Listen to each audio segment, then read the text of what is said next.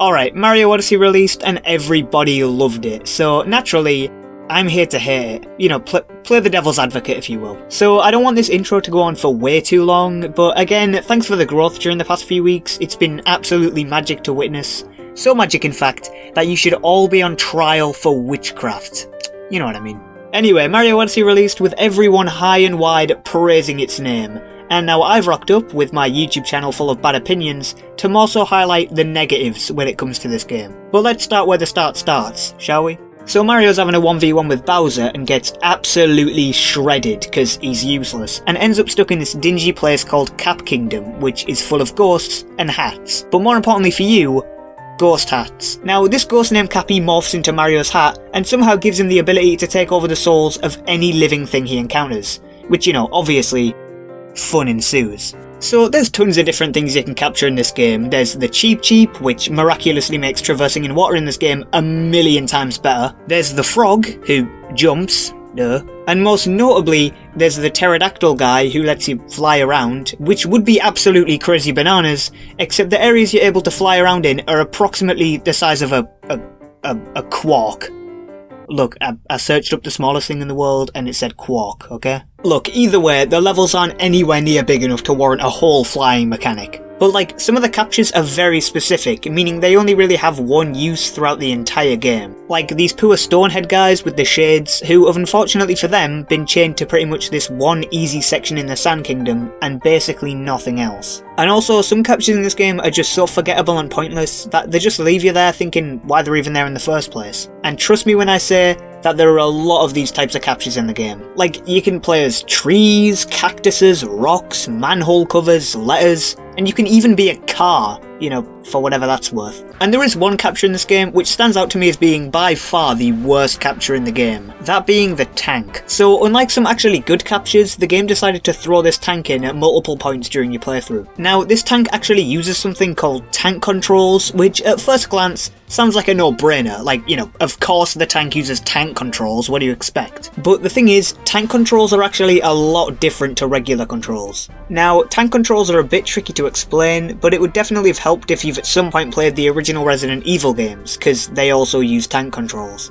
But if not, it's fine. Tank controls are pretty much just when the game controls via the perspective of the in-game character, rather than the camera. And if you still don't get it, it's basically the equivalent of stepping on the spinny tile in that one Wii Party minigame, which then just leaves you, the player, aimlessly flipping around your Wii remote, just looking for a way to make it work. But when all's said and done, I personally think the capture mechanic is pretty good. I mean, yeah, like I said before, some of the captures just shouldn't be a thing at all, but the ones that are good definitely make up for the ones that aren't. And also, like I said before, most of these captures seem to only really have one use, which is a shame for some of the good captures in the game, like the stretchy wiggler worm thing, which seems to only get its 1 minute of fame in the Lost Kingdom.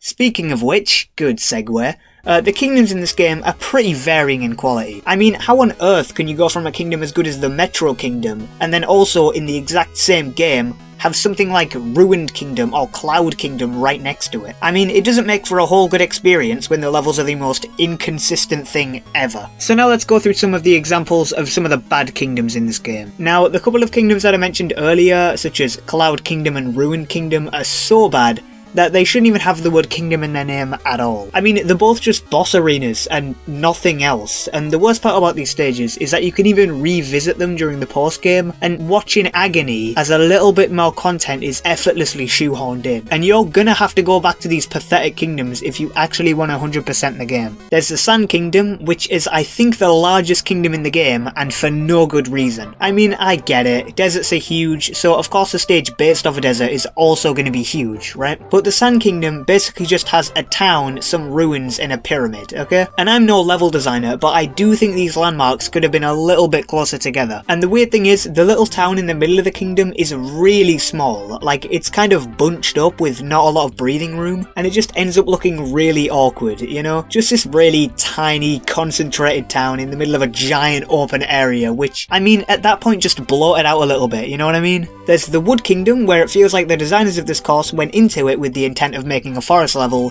but then just halfway through they just decided, you know what, screw it, metal. Which I guess looks cool, but at the end of the day, what's that got to do with a forest? There's the Snow Kingdom, where it's, well, you know, it's got nothing in it. There's Bowser's Samurai Kingdom, which, how cool it looks, is basically the only thing it's got going for it. There's the Luncheon Kingdom, where, there's lava, and, you know, did I mention the lava? Now, there is a handful of kingdoms I actually do like in this game, like Lake Kingdom, which is a stage where you can swim around this nice looking underwater area as Cheep.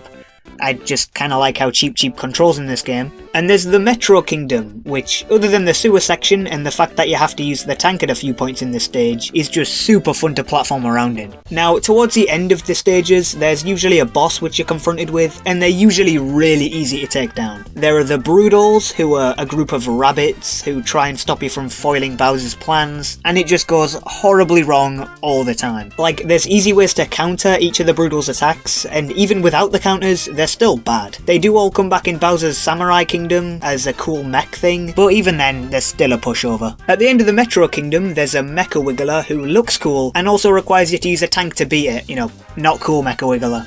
Not cool. There's Nucleotech towards the end of the Sand Kingdom, who, don't let the intimidating opening cutscene fool you, is also really easy to beat.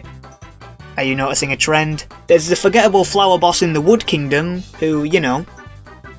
What was I talking about again? The William Shakespeare octopus feels like a massive waste of my time, and so does the big chef bird. The hyper-realistic dragon is also insufferably easy, and then there's Bowser, whose fire breath hitbox is way out of whack, and he also just struggles to hit you, I guess. And if you wanted to fight these bosses all over again for some reason, you can! There are these paintings during the post-game where you can have a rematch with each boss. Now, I've only done a couple of these rematches, but the dragon rematch was actually quite challenging for once, and the Nucleotech rematch is the laziest thing I have ever seen. Basically, in this fight, you not only have to deal with Nucleotech, but you also have to deal with hundreds of mummies all flooding the arena. So like, at least if you die to the dragon, it feels justified, but if you lose to one of the 1,000 mummies on screen, it just feels cheap. And no, this isn't a skill issue, it's a design issue, and a really bad one at that. Versing these bosses isn't the only thing you can do during the post-game. There's more moons, but you know,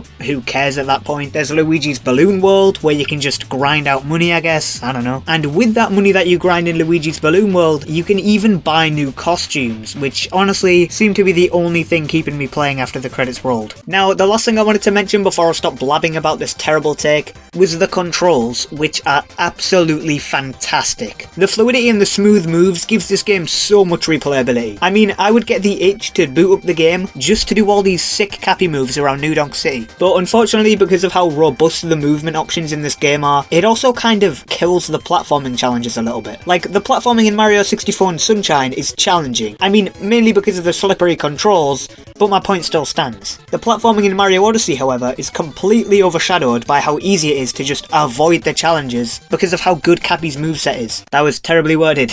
Take two. But because of the fluid and good movement in Mario Odyssey, this platforming is barely even a challenge, and it just somehow makes this game easier than Tomodachi Life.